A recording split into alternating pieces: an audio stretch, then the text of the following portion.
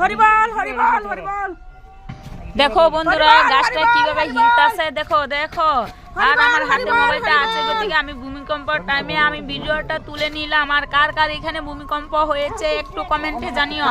দেখো এখানে ভূমিকম্পর ঠেলায় সবাই ঘরে থেকে বাইরে চলে এসেছে। আর দেখো কুয়ার জল উপরের দিকে উঠা শুরু করেছে। দেখো কত হিলছে কুয়ার জলটা, আমি তোমাদের কাছে সামনে নিয়ে দেখাচ্ছি। দেখো তোমরা ভালোভাবে দেখো, দেখো আমি সামনে থেকে তোমাদেরকে দেখাচ্ছি কুয়ার জলটা কিভাবে হিলতেছে ভূমিকম্পে।